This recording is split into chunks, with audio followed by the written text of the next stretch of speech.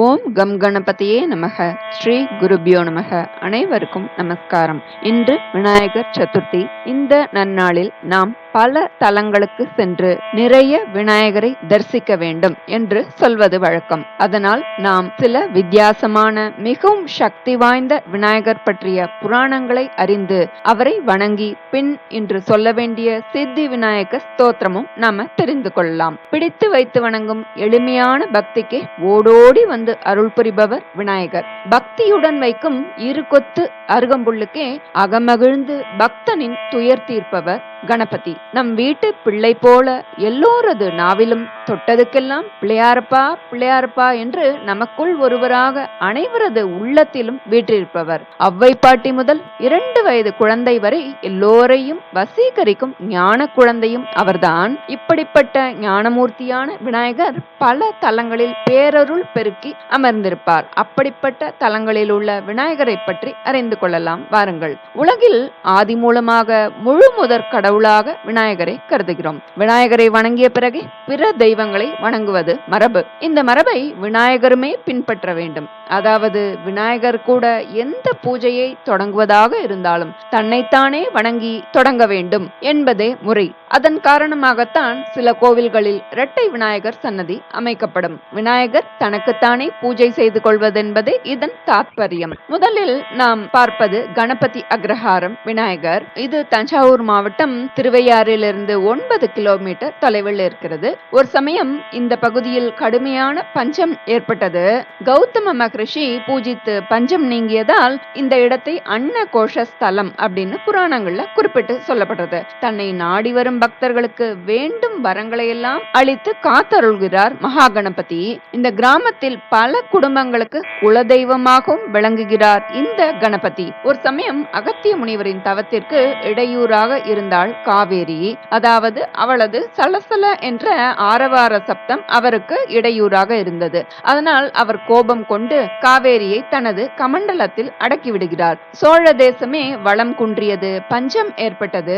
தேவ பூஜைகள் எல்லாம் நின்று விடுகிறது. தேவர்கள் எல்லோரும் விநாயக பெருமானிடம் வந்து முறையிட அவர் காக்கை உருவமேற்று கமண்டலத்தை தனது அழகால் தட்டி விடுகிறார். காவேரியும் பெருக்கெடுத்து ஓடுகிறாள். அந்த நீர் எங்கும் பாய்ந்து சோழ நாடே வளம் பெற்றது. அகத்திய முனி தட்டிவிட்ட காக்கையை பின்தொடர்ந்தார். விநாயக பெருமான் அகத்திய முனிக்கும் காவிரி தாய்க்கும் காட்சி அளித்ததாக தலபுராணம் சொல்றது. இங்கு அனைவரும் விநாயகர் சதுர்த்தியை கொண்டாடுவது வினோதமாக இருக்கும். என்ன, நாம் எல்லோருமே விநாயகர் சிலை வாங்கி வீட்டில் விநாயகர் வைத்து பூஜை செய்து கொண்டாடுவோம். ஆனால் இந்த ஊரில் யாரும் பிள்ளையார் செய்து வீட்டில் பூஜிப்பது கிடையாது. அதற்கு பதிலாக தாங்கள் வீட்டில் கொழக்கட்டை செய்து நைவேத்திய பொருட்களை கோவிலுக்கு எடுத்து சென்று மகா கணபதி ஆலயத்திலேயே விநாயகர் சதுர்த்தி பூஜை நைவேத்தியம் எல்லாம் செய்து வழிபட்டு வருகிறார்கள். மற்றும் ஒரு சிறப்பு, பொதுவாக முருகனின் வாகனமாகவே நாம் மயிலை பார்த்திருக்கிறோம். ஆனால் இந்த கோவிலில் உள்ள கணபதிக்கும் மயில் தான் வாகனமாக உள்ளது.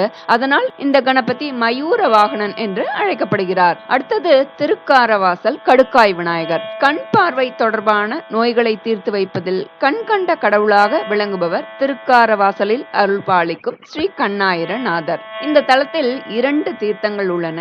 தோல் சம்பந்தப்பட்ட பிரச்சனை உள்ளவர்கள் ஒவ்வொரு பௌர்ணமி நாளிலும் இங்கு தரப்படும் சேஷ தீர்த்தத்தை அருந்தி வந்தால் விரைவில் தோல் சம்பந்தப்பட்ட நோய்கள் குணமாகும் என்பது நம்பிக்கை. இந்த குளத்தின் கரையில் உள்ளதுதான் கடுக்காய் விநாயகர் சன்னதி. அது என்ன கடுக்காய் விநாயகர்? வணிகர் ஒருவர் ஜாதிகா மூட்டையை திண்டு வண்டியில வராருங்க.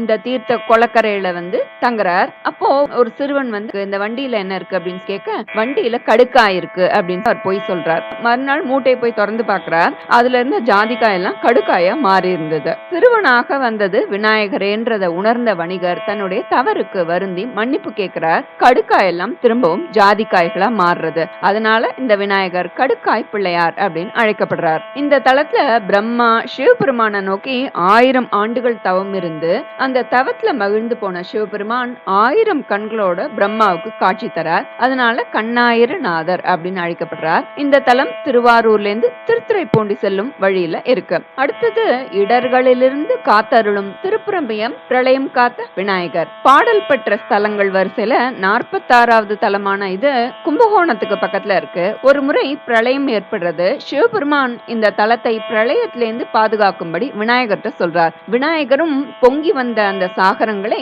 இந்த தலத்தோட திருக்குளத்துக்கு கீழ்கரையில இன்னைக்கு 7 கடல் கிணறுன்னு அழைக்கப்படுறது, அந்த கிணற்றில் அடக்கி பிரளயத்திலிருந்து இந்த தலத்தை அழியாமல் பாதுகாத்தார். அப்போ வருண பகவான் நத்தை கூடு, கடல் நுரை, கிளிஞ்சல் போன்ற பொருட்கள்னால ஒரு விநாயகர் திருமேனியை உருவாக்கி அவரை பிரளயம் காத்த விநாயகர்னு அழைக்கிறார். இந்த விநாயகருக்கு ஆண்டுதோறும் விநாயகர் சதுர்த்தி அன்று மட்டும் இரவு முழுவதும் தேன் அபிஷேகம் நடைபெறுவது சிறப்புக்குரியது. அபிஷேகம் செய்யப்படும் தேன் முழுவதும் விநாயகர் திருமேனியால் உறிஞ்சப்பட்டுவிடும். முடிவில் செம்பவள நிறத்தில் விநாயகர் காட்சியளிப்பார். வருடத்தில் மற்ற நாட்களில் இந்த விநாயகருக்கு அபிஷேகம் ஏதும் செய்யப்படுவதில்லை என்பது குறிப்பிடத்தக்கது. அடுத்தது செல்வம் அருளும் விபூதி விநாயகர். விபூதி என்றால் மேலான செல்வம் என்பது பொருள். எனவே இந்த விநாயகருக்கு விபூதி அபிஷேகம் செய்து வழிபட்டால் பெரும் செல்வம் வந்து சேரும் அப்படின்னு சொல்லப்படுறது. மதுரை மீனாட்சி அம்மன் கோவில் பொற்றாமரை குளக்கரையில் இந்த விபூதி விநாயகர் அருள் பாலித்து வருகிறார். இவருக்கு பக்தர்கள் தாங்களே கொண்டு வரும் விபூதியை தங்களின் கைகளாலேயே அபிஷேகம் செய்து வழிபாடு செய்யலாம். அப்படி செய்தால் செல்வம் சேரும், வாழும் காலத்தில் பெரும் பொருளும், வாழ்க்கைக்கு பிறகு மோட்சம் என்னும் பிறவா நிலை செல்வமும் கிடைக்கும் என்பது நம்பிக்கை. நீங்களும் மீனாட்சி அம்மன் கோயிலுக்கு செல்லும் போது இதை செய்ய தவறாதீர்கள். மீனாட்சி அம்மன் கோவில்ல ஏராளமான விநாயகர் சிலைகள் இருந்தாலும் முக்குருணி விநாயகரே உருவத்தால் பெரியவர். ஒரு குருணி என்பது 4 படி. இந்த விநாயகருக்கு 18 கிலோ பச்சரிசி மாவாலான கொழுக்கட்டை விநாயகர் சதுர்த்தி நாளில் படைக்கப்படுகிறது. அதனால் அந்த பெயரே அவருக்கு நிலைத்து விட்டது. திருமலை நாயக்கர் வண்டியூரில் தெப்பக்குளம் வெட்டிய போது பூமிக்குள் இந்த விநாயகர் சிலையை கண்டெடுத்தனராம். அதை மீனாட்சி அம்மன் கோவிலில் பிரதிஷ்டை செய்தார். இந்த விநாயகர் முன்பு உள்ள நிலை விளக்குகளில் திருமலை நாயக்கர் மற்றும் அவரது குடும்பத்தின் உருவத்தை பொறிக்கப்பட்டிருப்பதை காண முடியும். அடுத்தது வெற்றி தரும் திருவளஞ்சுழி ஸ்வேத விநாயகர் என்னும் கடல் நுரையால் செய்யப்பட்ட விநாயகர். இங்கு காவிரி நதி சற்றே திரும்பி வளமாக வளைந்து பாய்வதால் இந்த ஊர் திருவளஞ்சுழின்னு பெயர் பெற்றது. இங்கு அருள் பாலிக்கும் ஸ்வேத விநாயகரது தும்பிக்கை வலதுபுறமாக வளைந்திருப்பதும் இந்த பெயர் வர காரணம்னு சொல்லப்படுறது. ஸ்வேதம் என்பதற்கு வெள்ளை என்பது பொருள். இன்றும் இந்திரன் வழிபடும் தலம். பார்க்கடலை கடைந்த போது மிதந்து வந்த வெள்ளை நிற நுரையை கொண்டு இந்திரன் வடித்து வழிபட்ட உருவம்தான் இந்த ஸ்வேத விநாயகர் அப்படின்னு சொல்லப்படுது. ஒரு முறை தேவலோகத்துக்கு துர்வாச முனி வரார். அப்போது இந்திரன் மதியாமல் இருந்ததுனால தேவேந்திரனை துர்வாச முனிவர் சபிச்சுடுறார். சாப விமோச்சனம் பெறும் பொருட்டு கடல் நுரையினால செய்யப்பட்ட விநாயகர் உருவத்தை எடுத்து பூமியில சுற்றி திரிந்து வரார். அமைதியான இந்த காவிரி கரையை கண்டதும் பிள்ளையார கீழே வச்சுட்டு போய் நதியில நீராடுறார். ஆற்றிலிருந்து திரும்பி வந்து சிலையை எடுக்க தேவேந்திரன் முயன்றார், ஆனா முடியல. அதனால இன்றும் ஒவ்வொரு விநாயகர் சதுர்த்தி என்றும் இந்திரன் இங்கு வந்து வழிபடுவதாக ஐதீகம். அதனால் இந்த நன்னாளில் இந்த விநாயகரை பற்றி அறிந்து கொண்டாலே புண்ணியம் வந்து சேரும். இங்குள்ள விநாயகர் சின்னஞ்சிறு மூர்த்தி, கடல் நுரையால் செய்யப்பட்டதால் எந்தவித அபிஷேகமும் இங்குள்ள பிள்ளையாருக்கு செய்யப்படுவதில்லை. அதற்கு மாற்றாக பச்சை கற்பூரம் மட்டுமே திருமேனியில் சாத்தப்படுகிறது. விசேஷ தினங்களில் வெள்ளி தங்க கவச்சங்கள் அணியப்படும். இந்திரன் வழிபட்ட தலம் மகாவிஷ்ணு மார்கழி மாத சஷ்டி திதியில் இந்த தலத்தில் உள்ள வெள்ளை விநாயகரை, அதாவது ஸ்வேத விநாயகரை நேரில் வந்து வழிபட்டதாகவும் புராணங்கள் சொல்றது. ராஜராஜ சோழன் போருக்கு போகும் போதெல்லாம் தன்னுடைய இஷ்ட தெய்வத்தில் ஒன்றான இந்த ஸ்வேத விநாயகரை வழிபட்டே போருக்கு சென்று வெற்றி வாகை சூடி வந்ததாக இந்த தலத்துல உள்ள கல்வெட்டுகள்ல குறிப்பிடப்பட்டிருக்கு. நாம இந்த நன்னாள்ல பல அரிய விநாயக மூர்த்தங்களை பற்றி அறிந்து கொண்டோம். இந்த விநாயகரின் பேரருளால் இன்னல்கள் நீங்கி வாழ்வில் சகல சௌபாகியங்களையும் பெற பிரார்த்திப்போம். நாம் அடுத்து ஸ்ரீ முத்கல புராணத்தில் உள்ள ஸ்ரீ சித்தி விநாயக ஸ்தோத்திரம் பாராயணம் செய்யலாம். இது தடைகளை அழித்து சித்திகளை அருளக்கூடியது. இதை சொல்வதால் ஒருவரின் மன வலியையும் துன்பத்தையும் தணித்து அமைதியையும் ஞானத்தையும் மகிழ்ச்சியையும் தரவல்லது. நாம ஸ்தோத்திரத்தை பார்க்கலாம். விக்ன நிவாரகம் சித்தி விநாயக ஸ்தோத்திரம்.